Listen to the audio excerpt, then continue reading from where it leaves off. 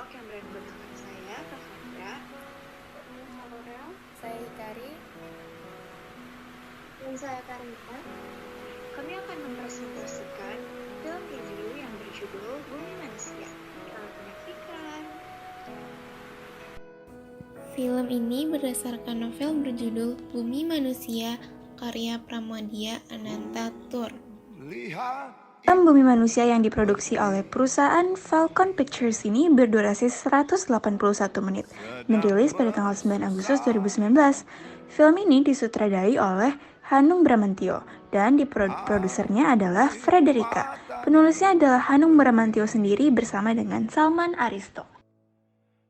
tokoh-tokoh utama dalam film ini adalah Mingke yang diperankan oleh Iqbal Ramadan, Annelies Melema yang diperankan oleh Mawar Eva De Jong, dan Ontosoroh atau Sanikem yang diperankan oleh Syaina Febrianti. Latar belakang film. Bagi kami, Bumi Manusia dengan setting akhir abad ke-19. Diskriminasi terhadap pribumi dirasakan Minke mulai dari diusir dari kafe yang sebetulnya ada tulisan anjing dan pribumi dilarang masuk, sikap Herman Melena yang menyebutnya monyet, hingga peradilan yang diskriminatif. Hal ini digambarkan dengan baik oleh Hanung Bramantyo.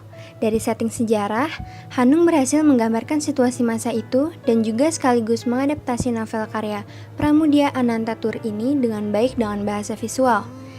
Kami tidak akan membahas perbandingan novel dan filmnya karena sudah banyak ditulis. Busana, alat transportasi yang digunakan, dan pemakaian bahasa digarap cukup apik. Deskripsi film. Film Bumi Manusia bercerita tentang kisah hidup seorang Mingke yang merupakan satu-satunya pribumi yang berhasil masuk ke sekolah HBS di Jalan Belanda.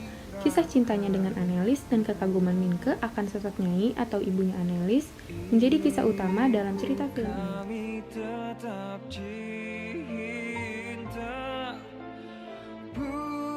Evaluasi film.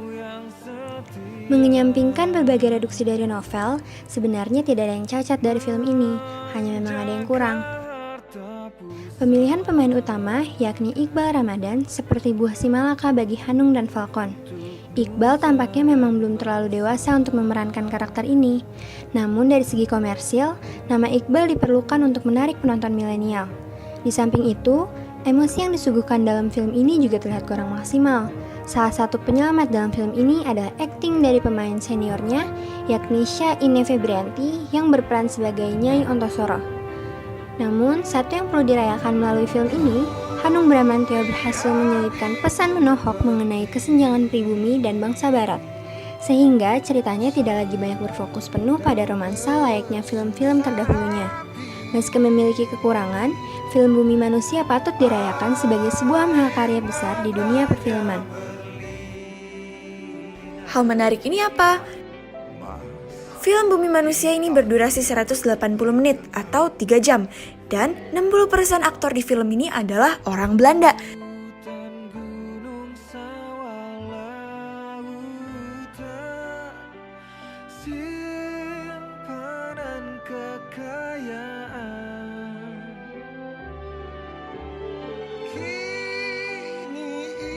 Selain itu, karya sastra ditulis di balik jeruji.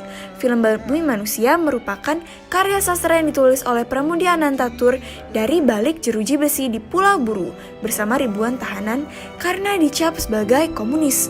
Sebelum ditulis pada tahun 1975, pada tahun 1973 Bumi Manusia diceritakan terlebih dahulu kepada teman-temannya. Pada tahun 1980, barulah buku pertama dari tetralogi buku ini diterbitkan oleh Hasta Mitra. Buku ini sempat mengalami masa kejayaannya dengan memperoleh cetak ulang sebanyak 10 kali pada tahun 1980 sampai 1981.